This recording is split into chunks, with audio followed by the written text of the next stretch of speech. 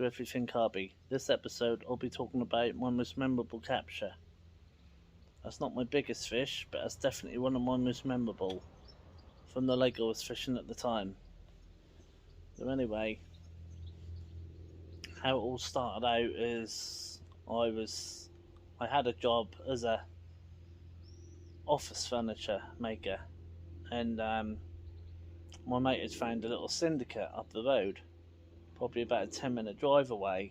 And he said there's some nice fish in there. He was like, he'd got his ticket and he was fishing at the time. I think he'd done a year before he thought about getting a ticket, and he had some nice fish out of there. So he was way ahead of me at the time, so I thought, oh, I'll get my ticket and join. It's perfect for overnighters as well.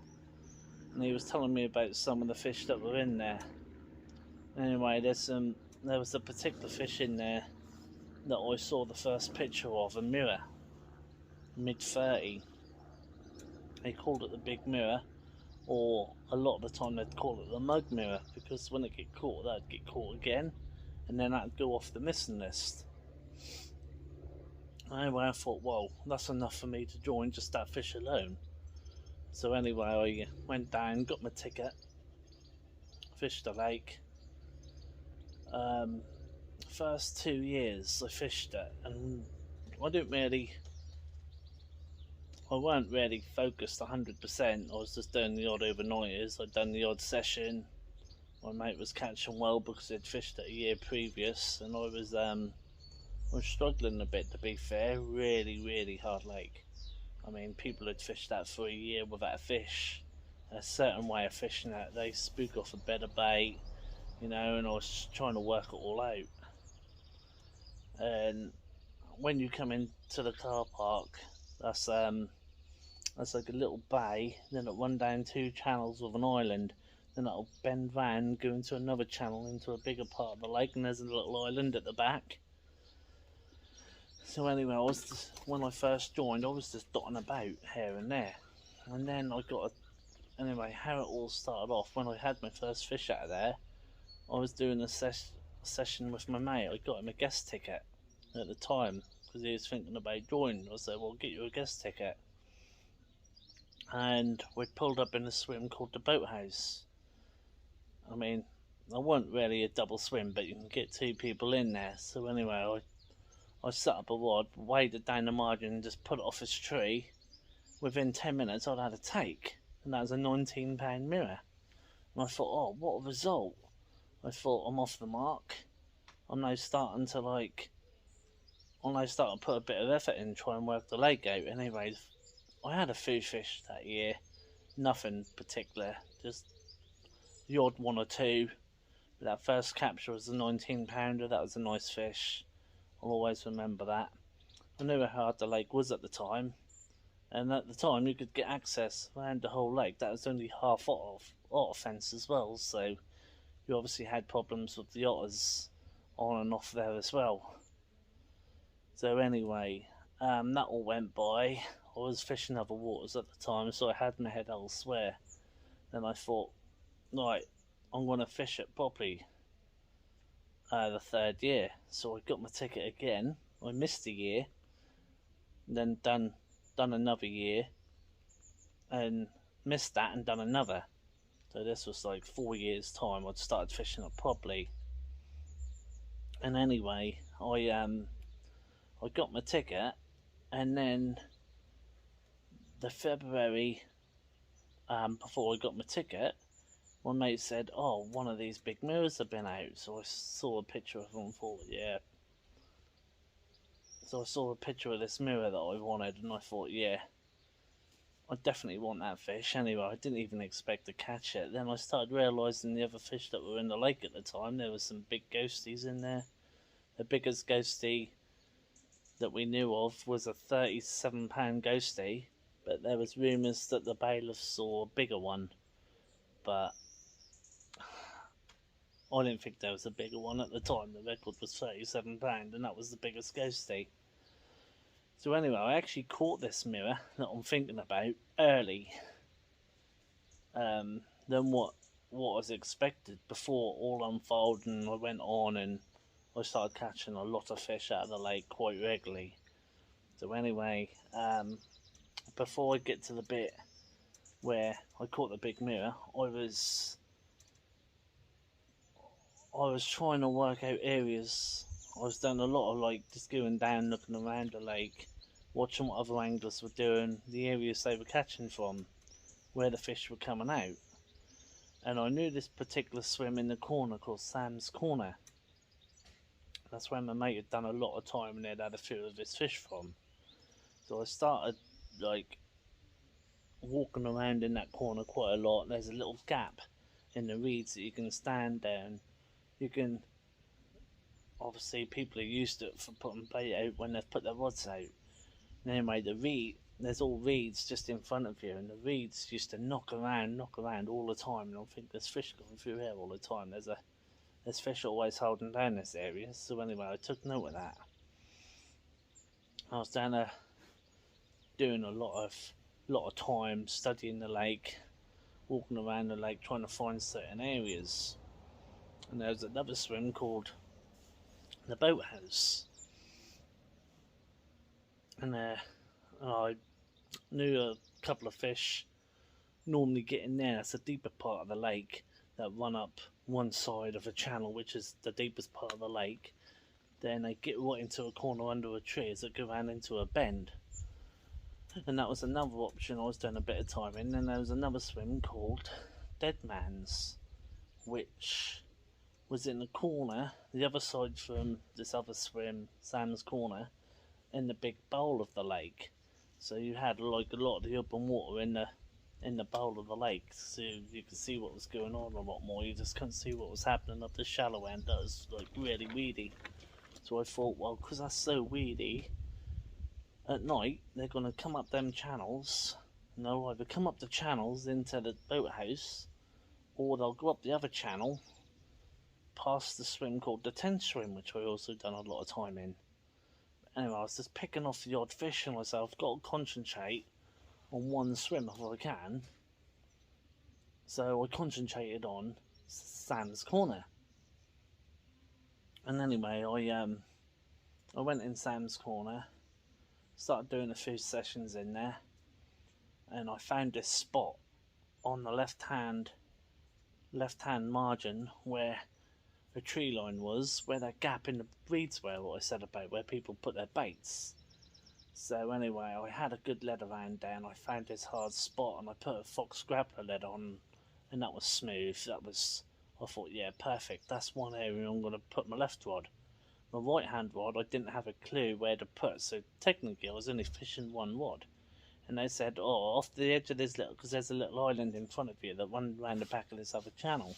And they say a lot of fish have been caught in the past off this island, off the slope of the gravel. So anyway, I just put the rod there thinking, I'll persevere, fish come round, I'll catch them off there. And anyway, the first few nights, I started getting success pretty quickly, to be fair. I'd had one off this left hand spot. Then I started getting a couple of tench. Then I had another small one. And I thought, well, the left hand spot is working. I was glad I was off the mark. Off the mark at the time with 2 fish from there. But I mean, my mate Ben at the time that was fishing it, he'd done a lot of time in that peg. And I mean, he put the effort in there as well, so that we were like competing with each other. But I thought, well, when he ain't in there, I'll go in there. So anyway, I also started putting some bait in the other 2 swims that I mentioned, the Boathouse and the Dead Man's. And my other mate was thinking about joining the lake, so I told him about it. So before all this unfolded, I done a social with him in Dead Man's, and the lake was fairly busy that night, and my mate come down, he'd jumped straight in Sam's Corner from work. I knew he'd get in there. And where I couldn't see him from where I was because of the island, but anyway, so I didn't really know what areas he was fishing. Anyway, I was sitting there speaking to my mate, and his lead come over and went tight against the reeds past the island. And I thought, okay, I'll take note of that. And anyway, I didn't let I let it go. Night was uneventful. Morning come round, it had one. So anyway, I walked around before we went to work, and it had a nice comment. I think that was about £22, mint lovely comment. He said he had it on the right hand margin spot, so the spot that I saw him cast over tied to the reeds. I thought, okay. Anyway, I didn't say nothing, just well done. He went off to work. Anyway, my mate was obviously he was on a guest overnight, so we'd planned to pack up together by saying I'm going to stay for a few hours extra because I want to do a bit of marking around. So anyway, it went. I got my lead rod out and walked round to Sam's Corner, and I wanted to find a spot where I could feel confident of fishing my second rod. And anyway, I'd at the time took about 10 minutes leading around, and anyway I thought I couldn't find an area that I felt comfortable with, like in the vicinity where I knew that he had his lead. And anyway, I was looking there and I saw this stem sticking up out of the water, and it had like a little V bit that was going in. And I thought, I'm just going to aim at that and just have a little lead around that part. So first cast, bang, perfect. I ended up calling it the spot within the spot, because if you didn't fish that bit, that spot, you won't get a bite. So anyway, bang, crack down, perfect. Anyway, leading up to that time was hard going.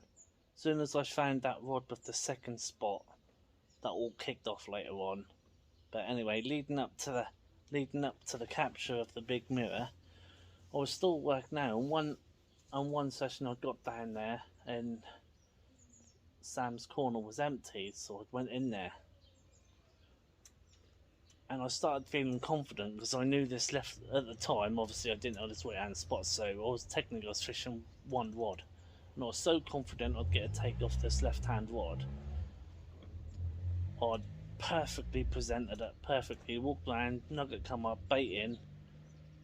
And I thought, I'm in for a few fish. I started catching one or two, and everything felt right. I'd walked around there was a lot of movement in the reeds, so I thought, there's a lot of fish here. So anyway, that first night went and gone early in the morning, or about half three in the morning, had a take. I thought, oh, hit it, start playing it, and when you first hit them, they'll bolt straight for the corner, look where all the reeds are. Well, at the time there was a lot of scum on the water of these reeds, and the fish was bolting there. So at the time I had my rod out, tried pulling it away, and I just feel like waiting through the reeds. Then I pulled it away, and then I was playing it down the margin. Now I'd come kiting out and come back under the scum, and I'd lost it. I thought, oh God, and that'd come off, and so I was really disappointed. So then, anyway, put my rods back out. Nothing happened when the morning come all through that day. Normally if you catch during the day or during the morning, that day will go dead. The following day will go dead, then you'll catch again the day after. So anyway, the following day come nothing. Positioned the rods in the evening, and anyway I went to bed full of hope. 5 o'clock in the morning, I just bip bip bip bip bip bip bip bip, woke up and I had a flipping cute or like little bird that went through my line, and that got tangled around my line, and I'd pulled the rig off and I was thinking, oh, I've pulled the rig off the spot. I think, oh, do I reel it in or do I recast that? Coming up to bite time. Bite time was anything from 5 in the morning until probably 10 o'clock, 11 if you're lucky. So anyway, I thought, oh, I was sitting there thinking, oh, I want to reel it in. I thought I'll ruin my chances. I reeled it in, bait back on the spot, went round, handful of bait, few halves, went back, got into bed, really annoyed with myself. Anyway, I must have dozed off. 7:15 in the morning, I woke up to another take. The rod bent right around. I jumped out, hit into this fish, thought, oh, that's a lot better fish. And I was playing, I thought, please don't come off, because I'd had a run of like losing a couple of fish up until this point. Anyway, I was playing, I felt heavy, and I thought, I didn't think nothing, and I thought, oh, that's a carp. And I come in close, and I just saw this big mirror just wallowing in the water, and I thought, that's a good fish. I thought, that's a really good fish. Anyway, I was playing, I think, please don't come off, please come off, and it went in the net. And I thought, oh, and I looked at it and thought, no, that can't be. And I turned over and saw the 3 scales on the side. It was a really nice, scaly one. And I thought, is this a different mirror, or is this the one my mate caught the previous February at 34? And I was buzzing. Well, I put it in a retainer and put it in the next swim down. Walked up and woke the bailiff was down there at the time with his mate, so I'd waited till it got a little bit, about half an hour later. I'd walked down, woke them up, and said, I've got one of the big uns. Can you come and take a picture? And they said, yeah, we've had 3 or 4. And I said, no, I'm not joking. So anyway, they come up, and that was the same fish that matey had previous, the big mirror that was known at a 33.5, I think it went. Really memorable fish at the time, and I thought my first 30 from there, how hard that water was, that was a proper big, and I mean, that memory will keep with me forever now. I mean, it's not my biggest fish, but how hard the lake was at the time.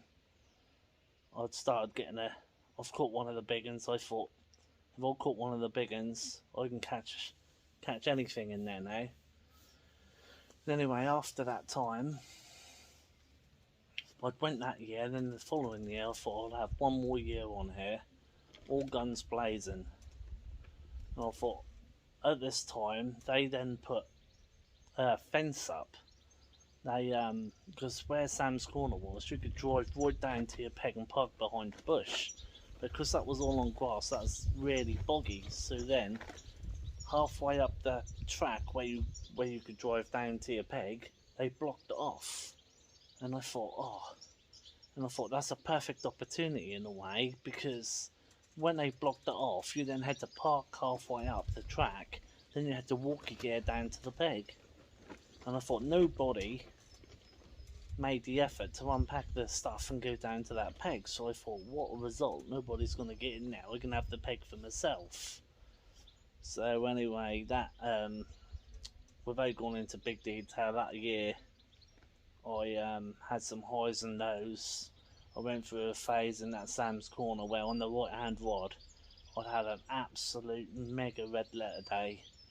I'd had 8 takes over 2 days, and I landed 1 and I lost 7. What I thought was a red letter day, by getting 8 takes I lost them. And at the time I was fishing 3 pound 10-foot rods, 3.5 Tesco they were, and I thought, why am I losing these fish? And 2 of the fish that I actually hooked actually kited behind the back of this small island, and I couldn't do nothing with them. I couldn't walk down the bank because that was full of reeds and there was a tree there, so I couldn't do nothing there. And one of them felt a really good one. I thought, it's just that big mirror again, because I thought the same way, and it came to me and the hook pulled, and I'm like, why are the hooks pulling? The hooks were razor sharp at the time. I'm really possessed like with sharp hooks. Rigs are perfect, I'm thinking, and that really frightened me at that time, thinking what was going on. I spoke to a few mates about it, and they said that's probably you're fishing too tight and your rods are too stiff. And you're fishing too locked up, and you're putting a lot of pressure on the fish to pull them away from the reeds. You're pulling the hook. And I thought, you know what, that could be the answer, because there was no other way around it. Everything I was doing was spot on, you know. So anyway, I started getting paranoid, thinking that is it. Anyway, I bought some new rods, They were 10-foot £3 Tescav. So anyway, I got them, used them down there, and ever since I never lost another fish. And I was thinking, was it that I was locked up too much, putting a lot of pressure on with a thick tip that's just pulling yucks? Anyway, I started, before that season ended and I'd done my time on there, I had, I think, 15 carp. But then previous to like me catching these fish, they'd put 35 stockies in there. And when they put these stockies in the lake, I thought, oh, all we're going to do is catch stockies, nothing else is going to feed. That wasn't the case. That, like, when the stockies went in, yeah, you'd start catching a few of them, but it seemed like that the bigger ones were more confident in feeding for some reason. That's like they had competition. So then a few of the big ones started showing up more. And anyway, I'd had a nice little session before my time was up on there. I had a nice 24 common, and then I had one of the small ghosties, and I had one of the big ghosties out there. But I really dearly wanted the big ghostie, and I thought if I do my time on here and I don't catch the big one, I want one of them. So I ended up with a 27-pound ghostie that I recall is probably the third biggest fish in the lake, like ghostie wise. So I was quite happy with that. And anyway, whether or not I'll go back there and give it another go, I don't really know. I mean, a lot has changed down there since I had that little few years down there, so I don't really know. My head is in other waters and there's other fish that I want to catch, but I do miss the place, and we'll see if I do go back. But that big mirror was the first big one I had out there, and that's definitely one of my most memorable fish, and one that'll keep with me for a long time. But anyway, that's that. So that's one of my most memorable catches. So if you enjoyed the video, give me a like, share, comment, subscribe to my channel. Obviously, like I said in the first video, I'm still quite new to all this, so hopefully the videos will get better and better as we progress. I'll do like a lot of demonstrations on my rigs. I'll do a lot of my own personal fishing when I'm out on the bank, when I can get out on the bank, and I'll show you what I do in my own angling. Hopefully that'll help you put more fish on the bank. Anyway, like I say, like, comment, subscribe. I'll get back to you when I can.